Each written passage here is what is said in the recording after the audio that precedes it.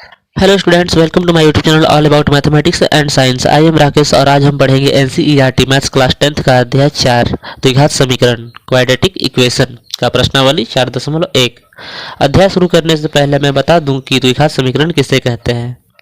द्विघात समीकरण सामान्य भाषा में जिस भी समीकरण का अधिकतम घात 2 होता है उसे द्विघात समीकरण कहते हैं। यह a x plus x square plus b x plus c के रूप का होता है, जहाँ ए बी सी कांस्टेंट हैं, इनके मान निश्चित होते हैं तथा a x square plus b x plus c equal to 0 में ए 0 के बराबर नहीं होता तथा एक्स यहाँ वेरिएबल्स है। प्रश्न संख्या 1 है, जांच कीजिए कि क्या निम्न द्विघात समीकरण है। प्रश्न संख्या 1 में हम सीखेंगे कि कोई भी समीकरण द्विघात है अथवा नहीं, इसकी पहचान कैसे करते हैं। तो मैंने बताया कि द्विघात समीकरण के अधिकतम घात 2 होते हैं तथा यह a x square plus b x plus c के फॉर्म का होता है। यदि समीकरण को हल करने के बाद हमें उसका रूप a x square plus b x plus c के फॉर्म का दिखा तो हम समझ जाएंगे कि यह समीकरण द्विघात समीकरण है। तो आइए सबसे पहले हम प्रश्न संख्या पहले के 1 नंबर प्रश्न को हल करते हैं। हमारा प्रश्न संख्या 1 है, एक्स प्लस 1 का whole square is equal to 2 of x minus 3।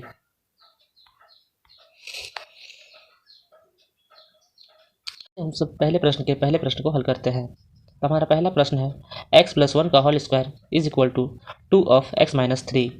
तो एक्स प्लस 1 के होल स्क्वायर को हम सब ए प्लस बी के होल स्क्वायर के फॉर्मूले पे तोड़ लेंगे। A plus b whole square का फॉर्मूला होता है a square plus b square plus 2ab।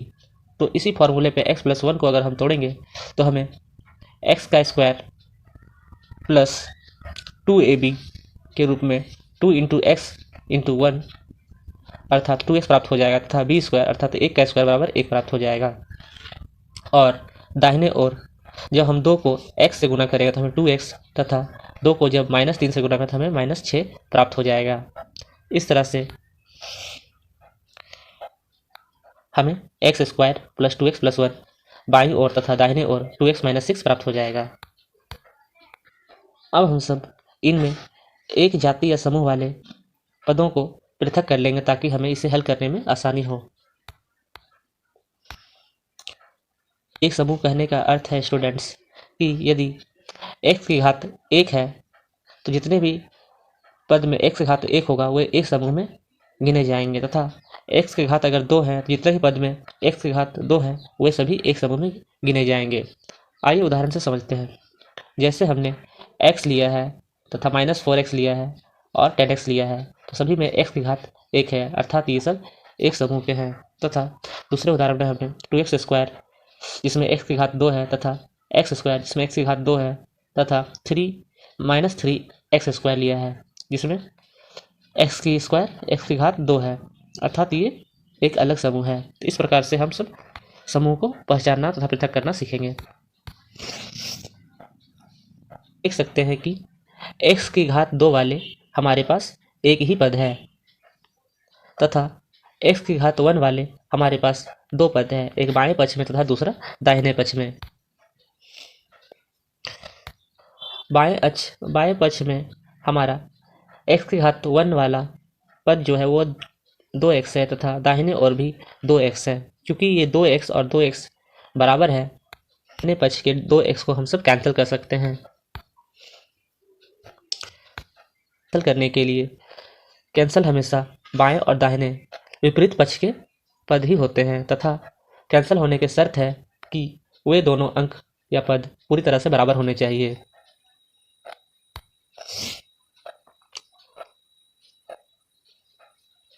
का चिन्ह भी समान होना चाहिए तथा उन पद का मान भी समान होना चाहिए, तभी हम सब कैंसिल कर सकते हैं। तो हम पाते हैं कि बाएं पक्ष में +2x है तथा दाहिने पक्ष में भी +2x है अर्थात ये दोनों समान है चिन्ह में भी और मान में भी। अतः हम सब यहाँ पे 2x को कैंसिल कर सकते हैं। लेकिन यदि आप कैंसिल करना नहीं चाहते हैं तो हम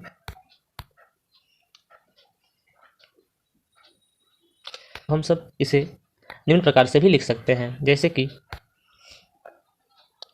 लिया है तथा 2x को उतारा और दाहिने ओर के 2x को जब बाएं ओर लाएंगे तो इसका चिन्ह बदल जाएगा, अर्थात +2x हमारे बाएं ओर आने के बाद -2x बन जाएगा और बाएं ओर का +1 हम सब यहाँ उतार देंगे। अब दाहिने ओर के -6 को जब बाएं ओर लाएंगे तो हमारा -6 बाएं ओर आने के बाद +6 बन जाएगा और चूंकि दाहिने ओर के दोनों पदों को हमने बाएं ओर में ले आया है तो हमारे दाहिने ओर में कुछ भी नहीं बचेगा, अर्थात हम सब दाहिने ओर में 0 लिख देंगे। यहाँ तक हमने समान समूह वाले पदों को पृथक कर लिया है। अब हम सब इसके आगे हल करेंगे। तो हम सब पाते हैं कि x² एकमात्र पद है जिसका घात 2 है, तो हम सब x² के पद को उतार देंगे तथा x के घात 1 वाले हमारे पास 2 पद है और दोनों ही समान तथा विपरीत चिन्ह के हैं, अतः ये सब आपस में कैंसिल हो जाएंगे, क्योंकि जब 2x में से 2x घटाया जाएगा तो हमें 0 प्राप्त होगा, अतः यह कैंसिल हो गया। अब हम सब +1 तथा +6 को हल करेंगे तो हमें +7 प्राप्त हो जाएगा। इस तरह से हम सब इस स्टेप से x² + 7 x² + 7 = 0 प्राप्त कर लेंगे। तो आसानी से देख सकते हैं कि x² + 7 = 0 में अधिकतम घात x का अधिकतम घात 2 है। तो मैंने बताया था कि यदि किसी समीकरण का अधिकतम घात 2 होता है और वह ax² + bx + c = 0 के फॉर्म का होता है तो वह एक द्विघात समीकरण होता है। तो हम सब आसानी से देख सकते हैं कि यह समीकरण ax² + bx + c = 0 का प्रकार का है, क्योंकि इसका अधिकतम घात 2 है जहाँ a ≠ 0 है, अतः दिया गया समीकरण एक द्विघात समीकरण है। इसी तरह से हम सब आगे भी प्रश्नों को हल करेंगे। क्वेश्चन है x² - 2x = -2 of 3 - x। इसे हल करने के लिए बाएं पक्ष में हम सब x² - 2x को उतार देंगे तथा दाहिने पक्ष में -2 को बारी बारी से इन दोनों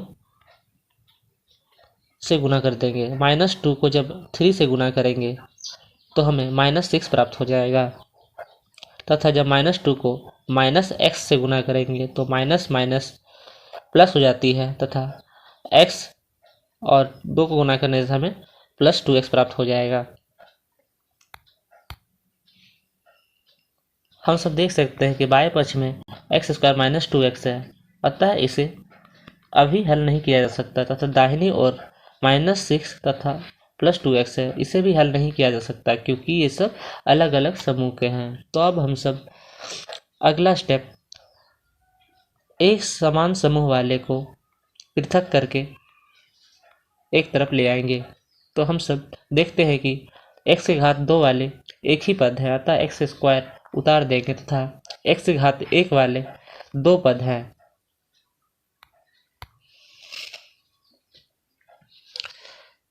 और दाएं पक्ष में यदि कोई पद समान होता है चिन्ह से और मान से तो हम उसे कैंसिल कर सकते हैं, परंतु हम पाते हैं कि बाएं ओर हमारा 2x है परंतु ये माइनस साइन के साथ है तथा दाहिने ओर भी 2x है परंतु ये प्लस साइन के साथ है, अर्थात साइन अपोजिट है, तो हम सब यहाँ पे कैंसिल नहीं कर सकते हैं। तो हम सब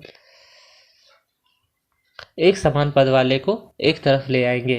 तो x² हमने उतार दिया तथा -2x उतारा और दाहिने ओर के +2x को जब बाएं ओर में शिफ्ट करेंगे तो हमारा +2x -2x बन जाएगा और -6 को दाहिने ओर से जब बाएं ओर लाएंगे तो हमारा -6 जो है वो +6 बन जाएगा। और क्योंकि हमारे दाहिने ओर के दोनों पद हमने बाएं ओर में शिफ्ट कर लिया है तो हमें दाहिने ओर में कुछ नहीं बचा, अतः हम सब यहाँ पे 0 लिख सकते हैं। तो हमारा इक्वेशन हो जाएगा x² - 2x + 6 = 0। अब हम सब इसे हल करेंगे तो हमें प्राप्त होगा x² - 2x माइनस प्लस होता है, अर्थात हम सब इन दोनों पदों को जोड़ देंगे तो -2x हो जाएगा -4x और +6 को उसी तरह से +6 उतार देंगे और दाहिने ओर बराबर 0 लिख देंगे। तो हमें फाइनली x² - 4x + 6 = 0 का एक इक्वेशन प्राप्त हो जाएगा। चूँकि यह समीकरण x² + bx + c = 0 के प्रकार का है जहाँ a ≠ 0 है, अतः दिया गया समीकरण एक द्विघात समीकरण है। हम सब देख सकते हैं कि इस समीकरण के अधिकतम घात x का अधिकतम घात 2 है, अतः यह एक द्विघात समीकरण है। प्रश्न 3 को हल करेंगे। हमारा पहला का प्रश्न 3 है, x - 2 of x + 1 is equal to x - 1 of x + 3। x - 2 के x से x + 1 को बारी बारी गुना कर लेंगे, फिर -2 से x + 1 को गुना कर लेंगे। तो जब x से x को गुना करते हैं तो x² हो जाएगा, तथा x और +1 गुना करते हैं तो +x होगा।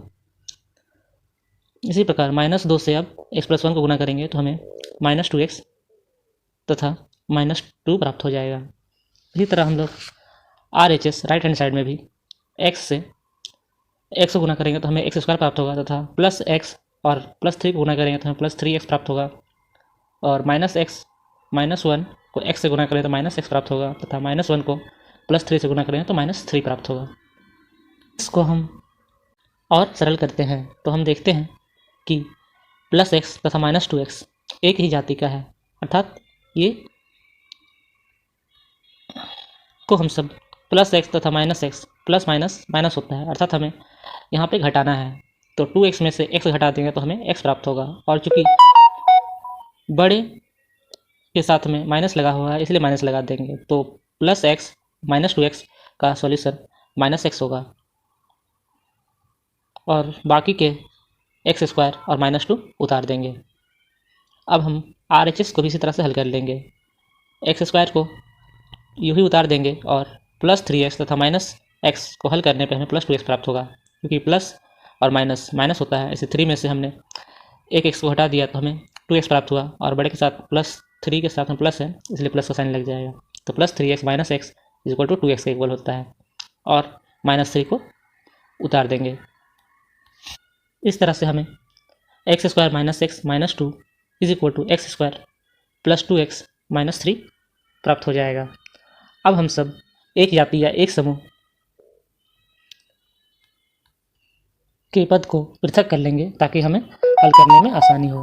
हम सब देख सकते हैं कि अर्थात घात 2 वाले हमारे पास 2 पद हैं।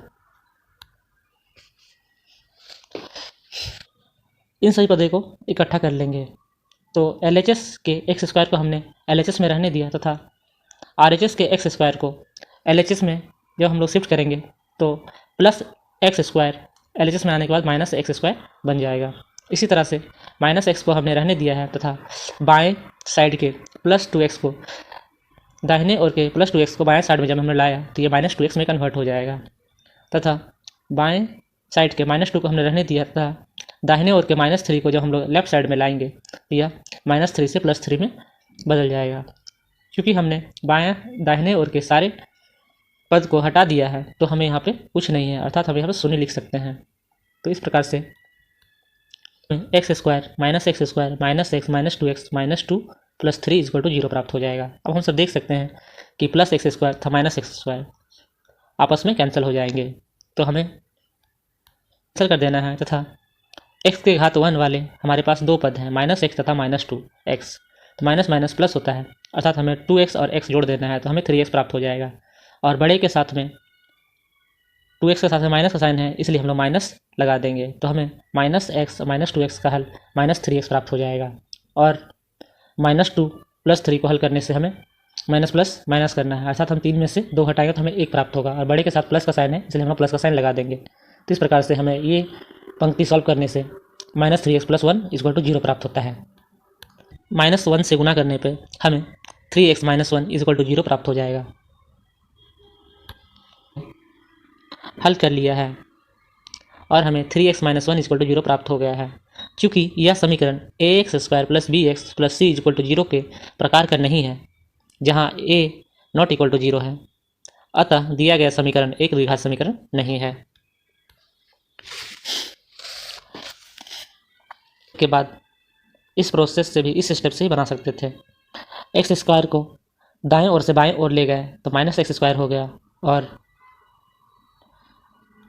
यहाँ पर रहने दिया, और -x को दाहिने ओर ले जाने से यह +x में कन्वर्ट हो जाएगा, तथा -3 हमारा पहले से ऑलरेडी है और -2 बाएं वाला -2 को अगर दाहिने ओर लाएंगे तो ये +2 में कन्वर्ट हो जाएगा और हमें इस सेंटेंस का मॉडिफाइड रूप x² - x² is equal to 2x + x - 3 + 2 प्राप्त हो जाएगा। अब इसे हम सॉल्व करें तो x² - x² कैंसिल हो जाएगा, इसलिए लेफ्ट हैंड साइड में 0 हो जाएगा तथा 2x + x = 3x हो जाएगा और -3 + 2 हल करने से हमें -1 प्राप्त हो जाएगा। अब हम सब चाहें तो इसको इस समीकरण का अदला बदली भी कर सकते हैं। 0 = 3x - 1 या 3x - 1 = 0 लिख सकते हैं। तो हमने देखा कि हम सब समीकरण को कितने भी प्रकार से अलग अलग प्रकार से बना सकते हैं, परंतु अगर हम सब समीकरण सही हल करते हैं तो अंत में हमारा आंसर समान ही आएगा।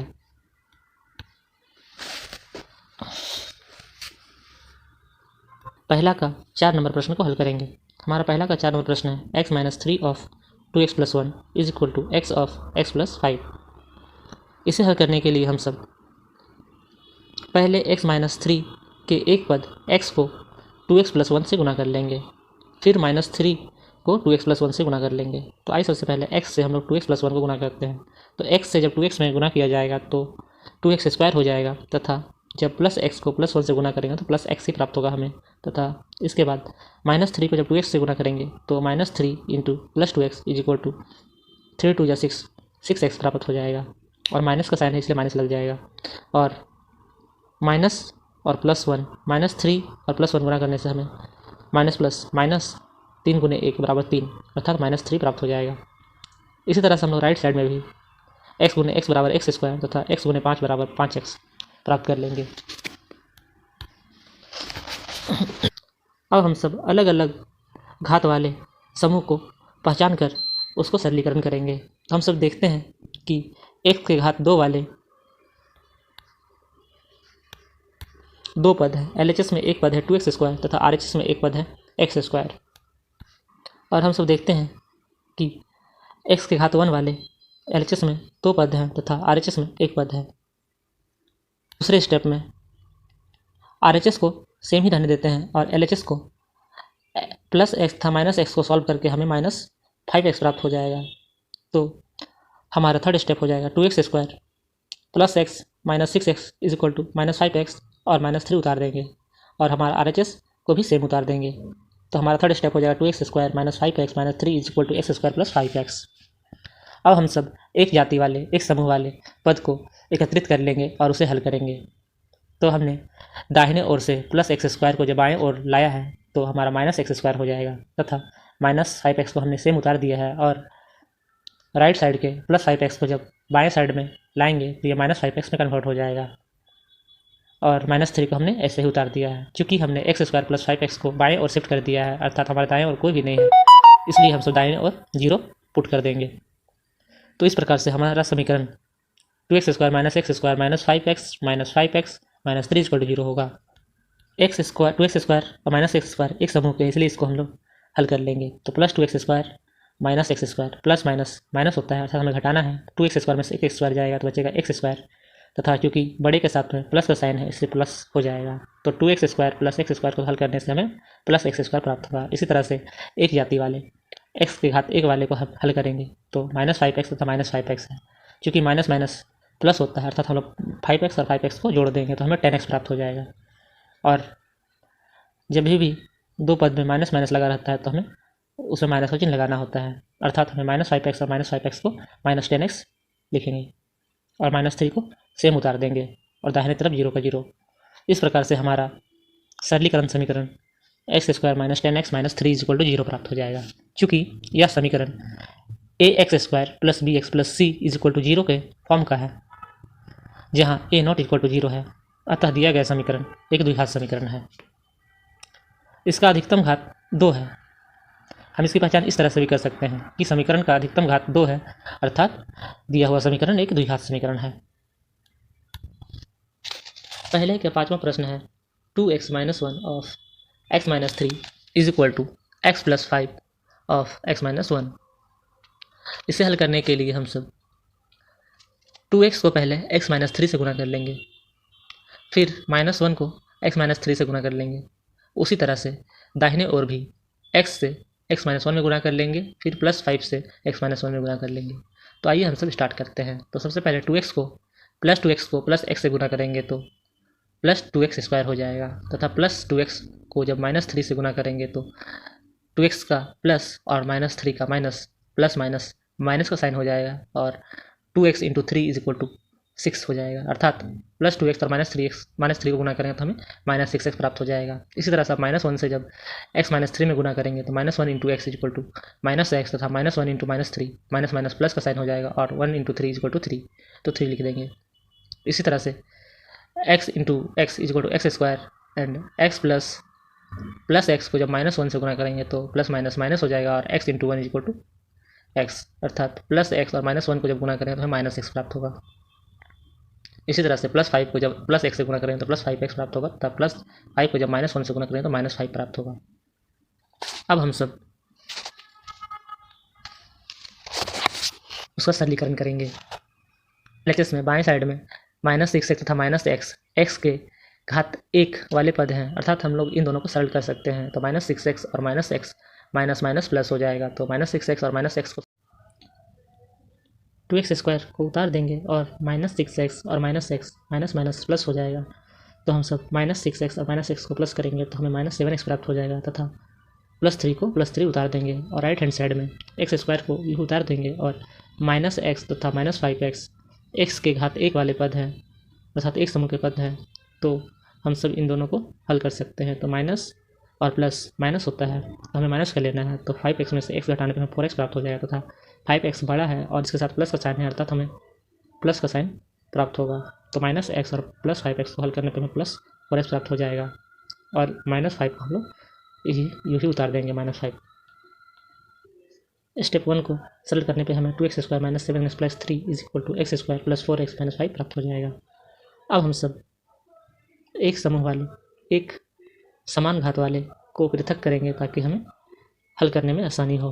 तो हम सब x के 2 घात वाले 2x² को बाएं तरफ रहने देंगे, और दाएं ओर के x के 2 घात वाले यानी अर्थात x² को बाएं ओर शिफ्ट करेंगे तो +x² बाएं तरफ आने के बाद -x² बन जाएगा, और -7x को बाएं ओर रहने देंगे, और दाहिने ओर के x के 1 घात वाले +4x को बाएं तरफ शिफ्ट करेंगे तो ये -4x बन जाएगा, और +3 को बाएं में रहने देंगे, और दाहिने के -5 को बाएं तरफ लाने पे हमें -5 से यह +5 में कन्वर्ट हो जाएगा, क्योंकि हमने x² + 4x - 5 को बाएं ओर शिफ्ट कर लिया है। तो दाएं ओर हमें कोई भी पद नहीं है, तो हम सब दाएं ओर 0 लिख देंगे। तो इस प्रकार से हमें 2x² - x² -7x - 4x + 3 + 5 = 0 प्राप्त होगा। अब इसे हम सब सरल कर लेंगे, क्योंकि x के घात 2 समान ग्रुप के हैं, अर्थात 2x² - x² + 2x² - x² plus minus minus हो जाएगा, अर्थात 2x² में से एक x² हटा लेंगे तो हमें x² प्राप्त होगा, और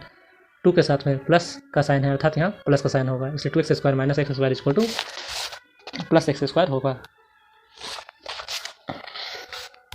-4x में माइनस माइनस प्लस होता है, अर्थात हमें 7 और 4 दोनों को जोड़ देंगे तो हमें 11 प्राप्त हो जाएगा, और माइनस बड़े साथ माइनस साइन है इसलिए हम माइनस साइन उतार देंगे, इसलिए -7x - 4x = -11x प्राप्त हो जाएगा। और +3 और +5 प्लस प्लस प्लस होता है, अर्थात इसे 5 और 3 को जोड़ देंगे हमें 8 प्राप्त हो जाएगा, और प्लस का साइन बड़े के साथ है इसलिए प्लस का साइन बड़े के साथ लग जाएगा, अर्थात इसे हल करने पे हमें x² - 11x + 8 = 0 प्राप्त हो जाएगा।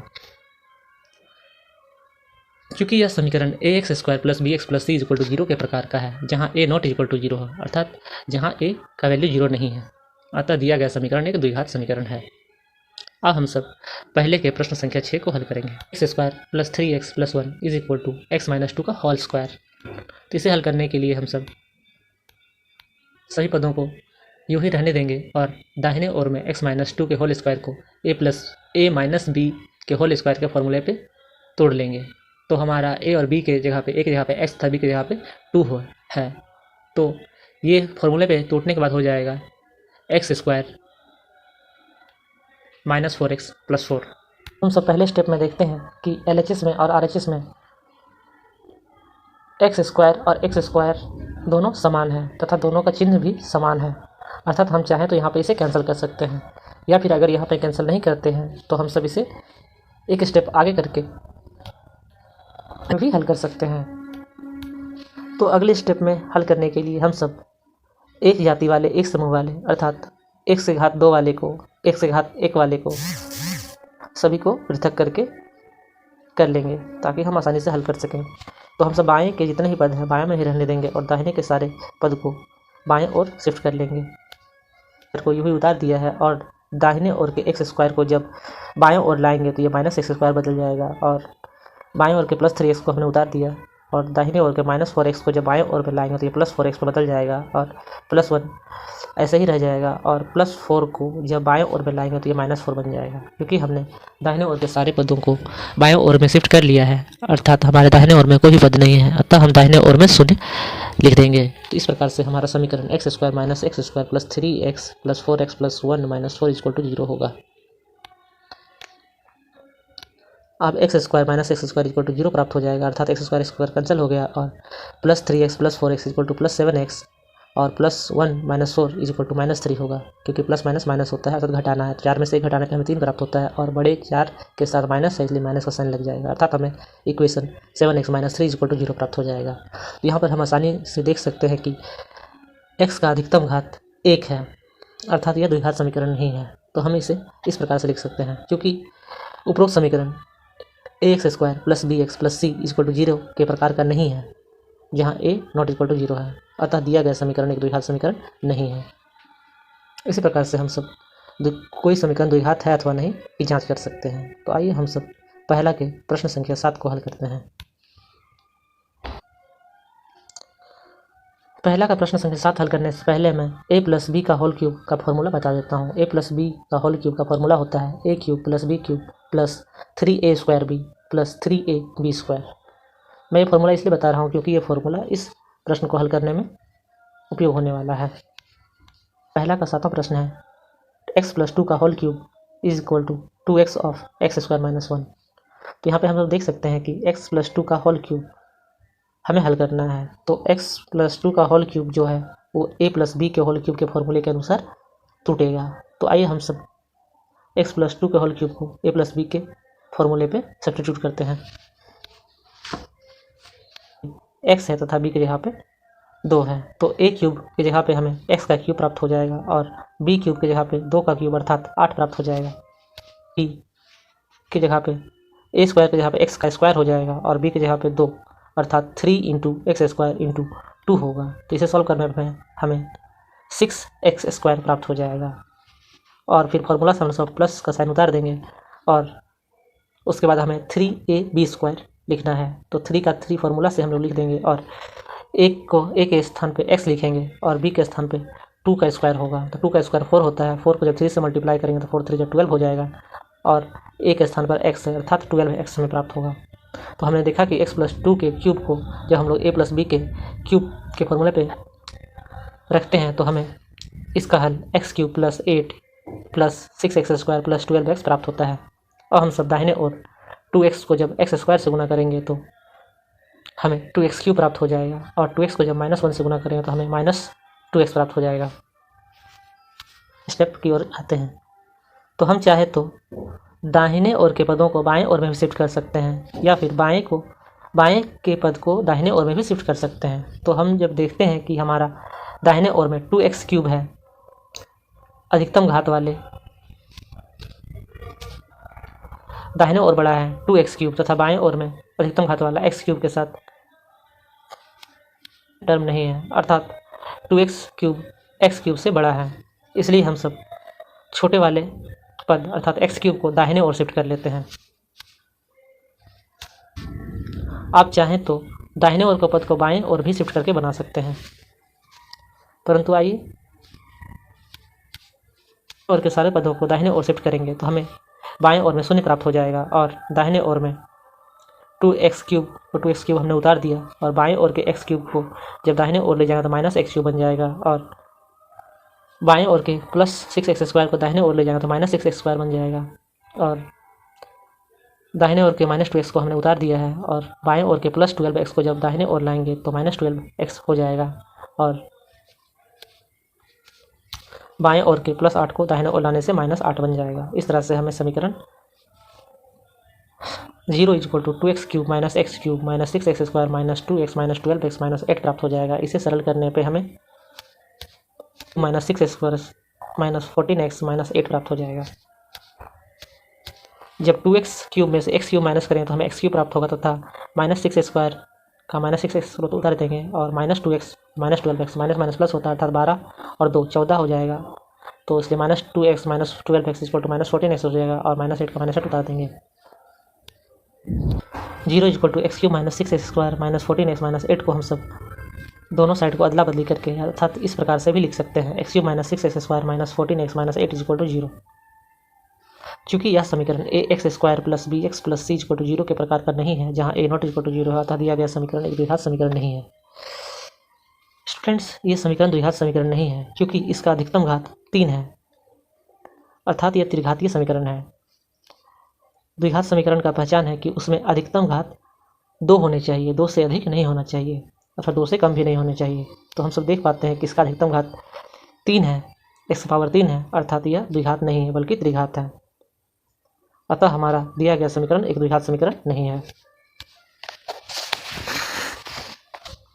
अब हम सब प्रश्न 1 के 8 को हल करेंगे। तो इसके लिए हम सब पहले a माइनस बी के क्यूब का फॉर्मूला जान लेते हैं। a माइनस बी का होल क्यूब का फॉर्मूला होता है a cube minus b cube minus 3a square b plus 3ab square. ये फॉर्मूला इस प्रश्न में उपयोग होगा। है x cube minus 4x square minus x plus 1 is equal to x minus 2 का होल क्यूब। तो पहले स्टेप में हमने बाएं और के सारे पदों को रहने दिया है और के पदों को x माइनस 2 के होल क्यूब को a माइनस बी के होल क्यूब पे तोड़ लिया है। तो हमें x cube minus 8 minus 6x square plus 12x प्राप्त हो जाएगा। स्टेप में हम सब एक समूह वाले, एक जाति वाले, एक घात वाले पदों की पहचान कर लेंगे और समीकरण को सरल करेंगे। तो आइए हल करते हैं। हम सब देख सकते हैं कि x के घात 3 वाले सभी पदों को हमने बाएं और दाहिने ओर के सभी पदों को हमने बाएं ओर ले आया है। बाएं ओर के x क्यूब का हमने रहने दिया तथा दाहिने ओर के प्लस एक्स क्यूब को जब बाएं ओर लाएंगे तो माइनस एक्स क्यूब हो जाएगा और इसी तरह से हम सब सारे पदों को बाएं ओर ले आएंगे। तो 4x स्क्वायर को यूँ ही उतारा है और माइनस 6x स्क्वायर को बाएं ओर लाने से प्लस 6x स्क्वायर हो जाएगा और माइनस x रहने दिया और दाहिने ओर के प्लस 12x को बाएं ओर लाने से माइनस 12x हो जाएगा और बाएं ओर के प्लस 1 को हमने रहने दिया है और दाहिने ओर के माइनस 8 को जब हम लोग बाएं ओर लाएंगे तो ये प्लस 8 बन जाएगा। क्योंकि हमने दाहिने ओर के सारे पदों को लेफ्ट में ले आया है तो हमें दाहिने ओर में कुछ नहीं है, अर्थात हमें यहाँ शून्य लिख देना है। इस प्रकार से हमने समान घात समूह वाले पदों को एकत्रित कर लिया है। अब हम सब इसे आसानी से हल कर सकते हैं। x plus x cube minus x cube आपस में कैंसिल हो जाएंगे और x के घात 2 वाले पद 4x square plus 6x square आपस में हल करने पे हमें माइनस प्लस माइनस होता है, इसलिए हमें घटाना है। तो 6x स्क्वायर में से 4x स्क्वायर को हटाया जाए तो हमें 2x स्क्वायर प्राप्त होगा और चूँकि 6 बड़ा है अर्थात इसके साथ जो चिन्ह प्लस है तो हमें प्लस प्राप्त होगा। तो minus 6 minus 4x square plus 6x square का सॉल्यूशन प्लस 2x स्क्वायर होगा और माइनस x और minus 12x minus minus plus होता है, इसलिए 12x और x को जोड़ने से हमें माइनस 13x प्राप्त हो जाएगा और प्लस 1 और प्लस 8 मिला के हमें प्लस 9 प्राप्त हो जाएगा। इस तरह से हमें इस समीकरण को हल करने से 2x square minus 13x plus 9 equal to 0 प्राप्त होगा। चूँकि यह समीकरण ax square plus bx plus c equal to 0 के प्रकार का है, जहाँ a नॉट इक्वल टू 0 है, अतः दिया गया समीकरण एक द्विघात समीकरण है। हम सब आसानी से देख सकते हैं कि इसके अधिकतम घात 2 है, अर्थात यह एक द्विघात समीकरण है। हमने प्रश्न 1 के सारे प्रश्नों को हल कर लिया। अब हम सब अगले प्रश्न संख्या 2 को हल करेंगे।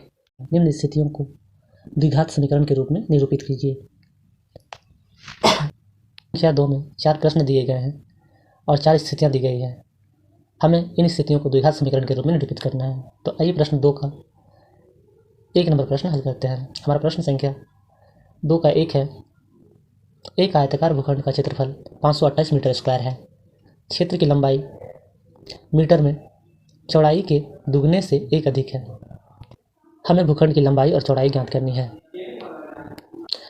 तो हम सब प्रश्न में देख सकते हैं कि हमें आयताकार भूखंड का क्षेत्रफल पहले से दे दिया गया है तथा क्षेत्र की लंबाई चौड़ाई के दुगने से एक अधिक है, अर्थात लंबाई चौड़ाई पे डिपेंडेंट है। तो हमें भूखंड की लंबाई तथा चौड़ाई ज्ञात करने के लिए द्विघात समीकरण ज्ञात करना है। तो आइए इस प्रश्न को हल करते हैं। इस प्रकार करेंगे, माना कि आयताकार भूखंड की चौड़ाई x मीटर है। जब भी हमें नहीं हो तो हमें पहले राशि को कुछ मान लेना है।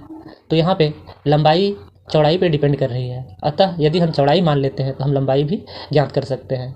इसलिए हम सब हल इस प्रकार से करेंगे, माना कि आयताकार भूखंड की चौड़ाई x मीटर है, हमने चौड़ाई को x मीटर माना है। तो इस प्रकार प्रश्न में बोला गया है कि लंबाई चौड़ाई के दुगने से एक अधिक है, अर्थात यदि चौड़ाई x मीटर होगी तो आयताकार भूखंड की लंबाई इसके 2 गुना अर्थात 2x + 1 2 गुने से एक अधिक होगी, अर्थात 2x + 1 होगी। अब प्रश्नानुसार हमें बताया गया है आयताकार भूखंड क्षेत्रफल 528 मीटर स्क्वायर है। सेंटेंस को हम सब इस प्रकार लिख सकते हैं, आयताकार भूखंड का क्षेत्रफल बराबर लंबाई गुना चौड़ाई बराबर 528 मीटर स्क्वायर। इनको हम सब इस प्रकार से लिख सकते हैं, लंबाई गुने चौड़ाई बराबर 528 मीटर स्क्वायर। अब हम सब लंबाई के स्थान पे 2x + 1 बैठा देंगे तथा चौड़ाई के स्थान पे x बैठा देंगे और राइट हैंड साइड में हमारा 528 का 528 उतार देंगे। अब हम सब इस लाइन को सॉल्व करेंगे तो हमें एक इक्वेशन प्राप्त हो जाएगा। तो आइए हम सब इसे हल करते हैं। तो 2x को जब x से गुना करेंगे हम तो 2x गुने x बराबर 2x स्क्वायर प्राप्त होगा तथा जब +1 को x से गुना करेंगे तो हमें +x प्राप्त होगा। और राइट हैंड साइड में 528 है, इसे अगर हम बाएं साइड में लाते हैं तो ये +528 बाएं साइड में आने के बाद -528 हो जाएगा। और चूँकि हमने 528 को राइट साइड से लेफ्ट साइड में शिफ्ट कर चुका है तो हमारे राइट साइड में कुछ भी नहीं है, अतः हमें राइट साइड में 0 लिख देना है। इस प्रकार से हमें समीकरण 2x स्क्वायर + x माइनस 528 = 0 प्राप्त हो जाएगा, जहाँ x चौड़ाई है मीटरों में। अतः 2x स्क्वायर + x माइनस 528 = 0 एक द्विघात समीकरण है जहाँ x चौड़ाई है। इस प्रकार से हमने दिए हुए स्थिति को द्विघात समीकरण में निरूपित कर दिया है। आइए अब हम सब इसके अन्य स्थितियों को द्विघात समीकरण के रूप में निरूपित करेंगे। दूसरा प्रश्न है, 2 क्रमागत धनात्मक पूर्णांकों का गुणनफल 306 है, हमें पूर्णांकों को ज्ञात करना है। तो सबसे पहले हम इस प्रश्न में आए शब्दों की ओर ध्यान से देखते हैं और समझते हैं। हमें 2 क्रमागत धनात्मक पूर्णांक लेना है, अर्थात क्रमागत मतलब सक्सेसिव नंबर्स हमें लेने हैं। ये क्रमागत नंबर संख्या धनात्मक होनी चाहिए, अर्थात पॉजिटिव होना चाहिए और पूर्णांक होना चाहिए। क्रमागत धनात्मक पूर्णांक की विशेषता है कि हमेशा दूसरी धनात्मक पूर्णांक जो होती है पहली से एक बड़ी होती है। अतः हम 2 क्रमागत धनात्मक पूर्णांक निम्न प्रकार से ले सकते हैं। आइए हल करते हैं। माना कि 2 क्रमागत धनात्मक पूर्णांक x तथा x + 1 है। हमने 2 क्रमागत धनात्मक पूर्णांक x तथा x + 1 माना है। अब प्रश्नानुसार हम जानते हैं हमें प्रश्न में इनका गुणनफल 306 दिया हुआ है, तो हम सब इसे समीकरण के रूप में व्यक्त कर लेंगे। 2 क्रमागत धनात्मक पूर्णांकों का गुणनफल बराबर 306। इसे हम सब इस प्रकार से लिखेंगे, 2 क्रमागत धनात्मक पूर्णांक का गुणनफल अर्थात 2 क्रमागत धनात्मक पूर्णांक x तथा x + 1 है, तो इनका गुणनफल हमें 306 दिया गया है। तो हम सब x गुने x + 1 बराबर 306 लिख देंगे। अब इस समीकरण को हल करेंगे। x गुने x बराबर x स्क्वायर, x गुने +1 बराबर +x तथा जब 306 को बाईं ओर लाएंगे तो -306 और दाहिने साइड में 0 हो जाएगा, जहाँ x लघुत्तर पूर्णांक है, अर्थात x छोटी धनात्मक पूर्णांक है। तो जब x छोटी धनात्मक पूर्णांक है तो अगली धनात्मक पूर्णांक x + 1 होगी। इस प्रकार से हमने दिए हुए शर्त को द्विघात समीकरण x स्क्वायर + x माइनस 306 = 0 के रूप में निरूपित कर लिया है। आगे भी हम सब इसी प्रकार से हल करेंगे। तो आइए हम सब अगले प्रश्न 2 के 3 को हल करते हैं। या 2 का 3 है, रोहन की माँ उससे 26 वर्ष बड़ी है। उससे 26 वर्ष बड़ी है, अर्थात रोहन की जितनी भी उम्र होगी उससे उसकी माँ की उम्र 26 वर्ष अधिक होगी। उनकी आयु, उनकी अर्थात रोहन और उसकी माँ की आयु का गुणनफल अब से 3 वर्ष पश्चात 360 हो जाएगी। लीजिएगा कि दोनों के आयु का गुणनफल, वर्तमान आयु का गुणनफल 360 नहीं दिया गया है, बल्कि उनके 3 वर्ष बाद के आयु का गुणनफल 360 दिया गया है। हमें रोहन की वर्तमान आयु ज्ञात करनी है। इस द्विघात समीकरण की जरूरत है, तो आइए हम इसे इस प्रकार से हल करेंगे। सबसे पहले हमें रोहन की वर्तमान आयु ज्ञात करनी है, इसलिए हम सब रोहन की वर्तमान आयु को x मान लेंगे। माना कि रोहन की वर्तमान आयु x वर्ष है, तो जब रोहन की वर्तमान आयु x वर्ष होगी तो उसकी माँ रोहन से 26 वर्ष बड़ी है, अतः रोहन की माँ की वर्तमान आयु x + 26 वर्ष हो जाएगा। 3 वर्ष बाद के आयु का गुणनफल 360 दिया हुआ है, इसलिए हम सब इन दोनों के आयु का 3 वर्ष पश्चात क्या आयु होगी वो ज्ञात कर लेते हैं। तो रोहन की अब से 3 वर्ष पश्चात, हमने वर्तमान x माना है, तो रोहन की अब से 3 वर्ष पश्चात आयु x + 3 वर्ष होगी। माँ की वर्तमान आयु x + 26 है, तो अब से 3 वर्ष पश्चात रोहन की माँ की आयु, अब से 3 वर्ष पश्चात रोहन की माँ की आयु x + 26 + 3 अर्थात x + 29 वर्ष होगी,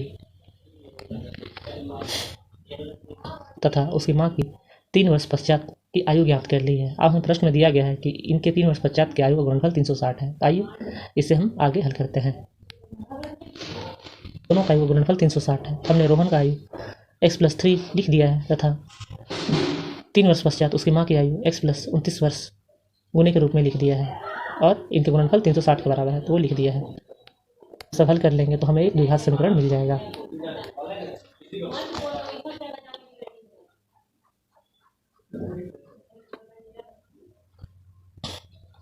अब हम इन दोनों के आयु का गुणनफल ज्ञात कर लेते हैं। तो इसे हल करने के लिए सबसे पहले हम सब x को बारी बारी से x + 29 से गुणा कर लेते हैं। तो x को x से गुणा करेंगे तो हमें x × x = x² प्राप्त हो जाएगा, तथा प्लस x × +29 = +29x हो जाएगा।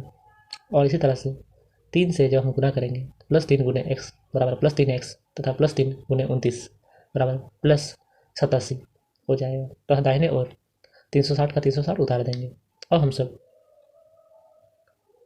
x² को x² उतार देंगे, और 29x तथा 3x दोनों की x की घात 1 है, अतः ये आपस में जुड़ सकते हैं। तो 29 तथा 3 जोड़ने पर हमें 32x प्राप्त हो जाएगा, और 87 को +87 उतार देंगे।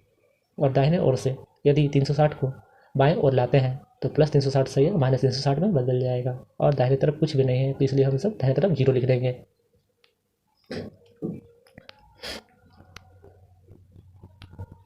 ऐसे हमें समीकरण x² + 32x - 273 = 0 मिल जाएगा, जहाँ x रोहन की वर्तमान आयु वर्षों में है।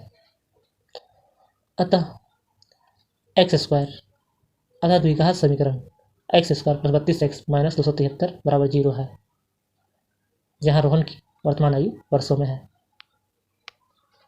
जहाँ x रोहन की वर्तमान आयु वर्षों में है, या 2 का 4 है।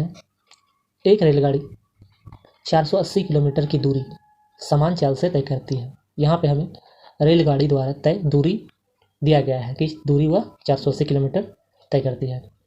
यदि इसकी चाल 8 किलोमीटर कम होती तो वह उसी दूरी अर्थात 480 किलोमीटर की दूरी को तय करने में 3 घंटे अधिक लेती। तो हमें रेलगाड़ी की चाल ज्ञात करनी है।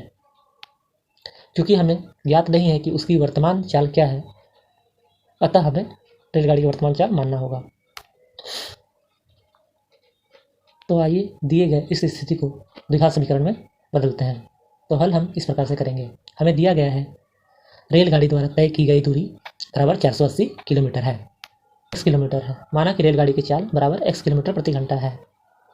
अब हमें तय की गई दूरी पता है तथा रेलगाड़ी की चाल भी पता है। तो जब दूरी तथा चाल पता हो तो समय ज्ञात करने के लिए हम सब समय बराबर दूरी बटा चाल का फॉर्मूला लगा सकते हैं। तो इस प्रकार से जब दूरी 480 किलोमीटर हो तथा रेलगाड़ी की चाल x किलोमीटर प्रति घंटा हो तब उसके द्वारा लिया गया समय 480/x किलोमीटर प्रति घंटा हो जाएगा।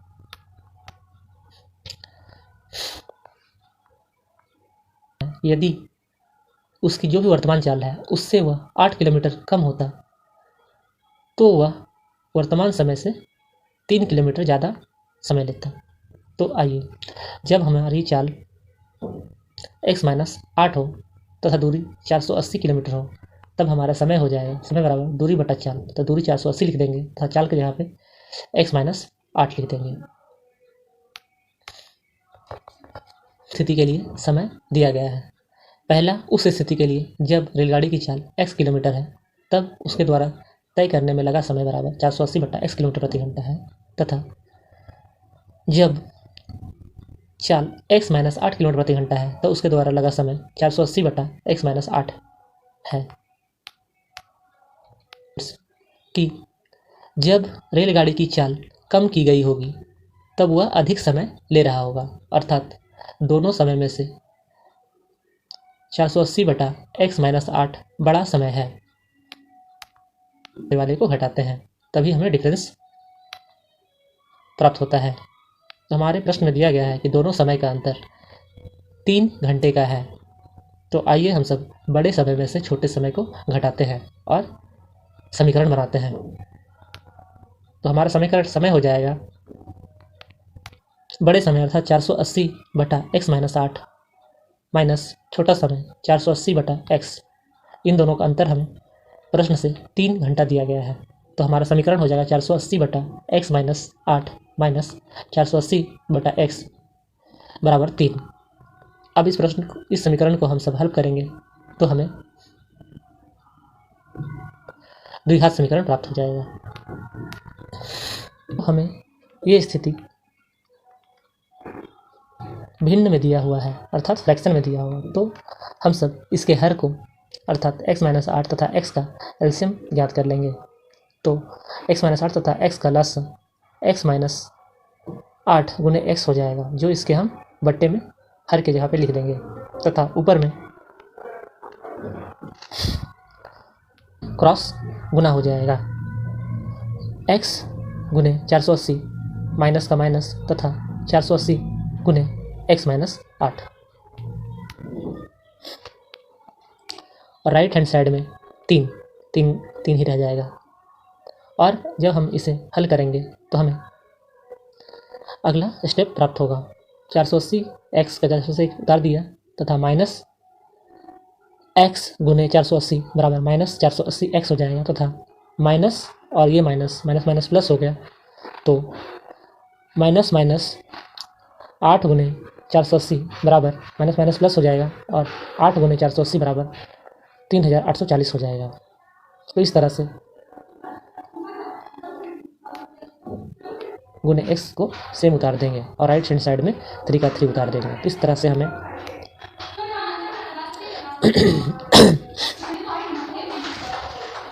समीकरण 480x माइनस 480x प्लस 3840 बटे x ऑफ x-8 बराबर 3 प्राप्त हो जाएगा। अब हम सब x गुने x-8 को दाहिने ओर भेज देंगे, तो ये बटे के रूप में है तो दाहिने ओर जाने पे यह गुणनफल के रूप में हो जाएगा। और बायां ओर हमें अंश में जो संख्याएं थी वो संख्याएं बच जाएगी। तो अब हम सब इसे आसानी से हल कर सकते हैं। हम सब देख रहे हैं कि 480x तथा 481x दोनों बराबर हैं, अतः ये आपस में कैंसिल हो जाएंगे।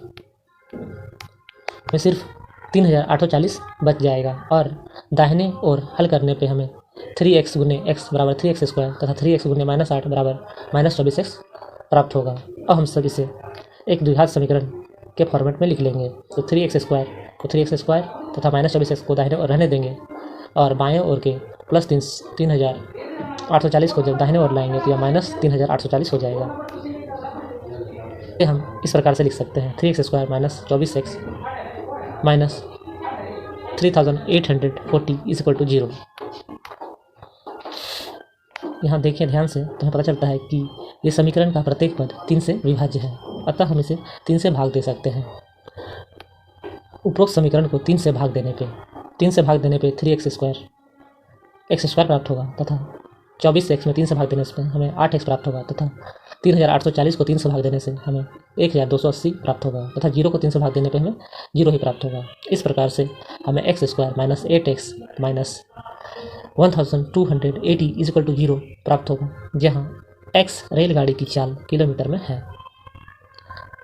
अतः हमने दिए गए स्थिति को द्विघात समीकरण x² minus 8x minus 1280 equal to 0 के रूप में व्यक्त कर दिया है, जहाँ x रेलगाड़ी की चाल किलोमीटर प्रति घंटे में है।